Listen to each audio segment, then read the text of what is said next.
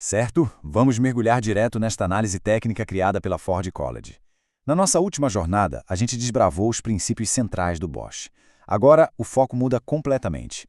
Vamos sair da teoria básica e entrar de cabeça na engenharia altamente prática, o mapeamento de estruturas de dados. É exatamente aqui que a mágica acontece, onde o código ganha vida no formato bruto de byte.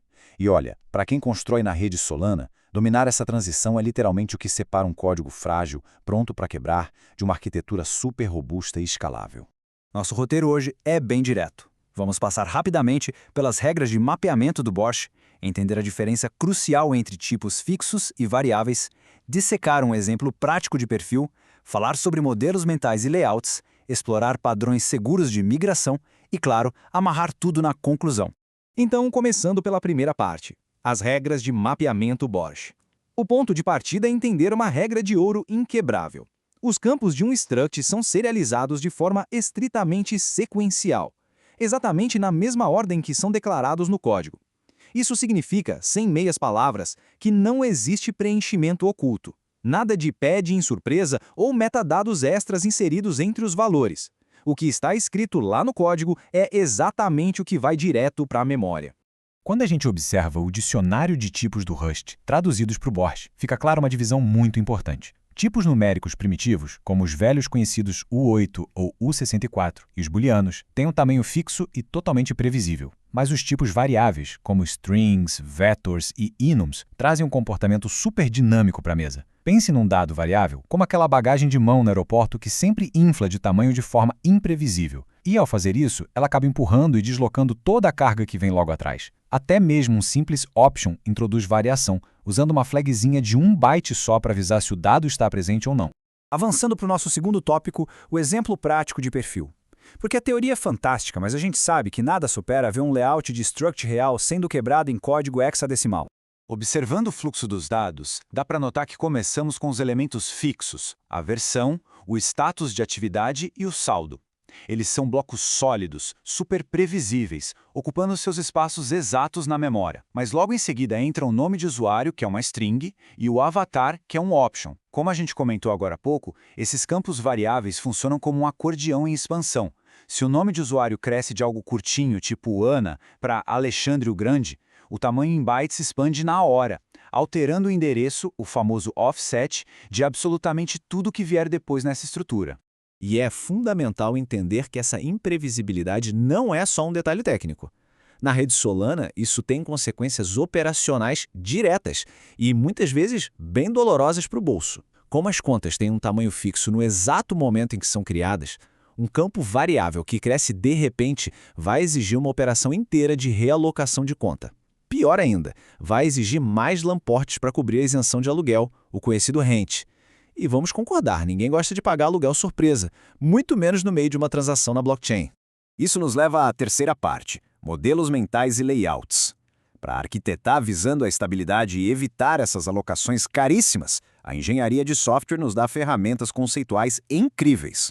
A primeira grande estratégia é o modelo de cabeça fixa cauda flexível. É um design simplesmente elegante.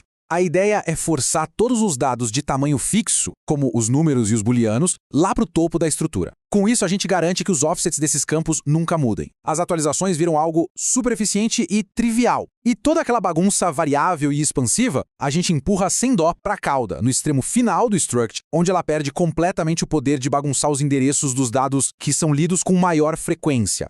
Só que, mesmo com a melhor cauda flexível do mundo, surge uma questão arquitetônica muito séria para qualquer projeto lidando com dados infinitos. O que fazer quando um avatar ou um histórico de transações simplesmente não para de crescer? A solução definitiva aqui é adotar o padrão de ponteiro por referência. Em vez de entupir a conta principal com dados gigantescos, a gente mantém só um cabeçalho compacto e de tamanho fixo. E os payloads imensos, eles são terceirizados e isolados em contas completamente separadas, os famosos PDAs. É basicamente como guardar a chave no bolso e deixar o elefante na garagem, em vez de tentar enfiar o elefante inteiro no bolso. Dessa forma, os custos de realocação ficam restritos só à conta secundária, mantendo a estrutura principal extremamente rápida, enxuta e barata. Chegando na quarta etapa, padrões seguros de migração. Porque, pensando no futuro da arquitetura, é preciso ter muita clareza de que os dados, inevitavelmente, vão precisar evoluir. Nenhuma estrutura sobrevive intocada ao mundo real.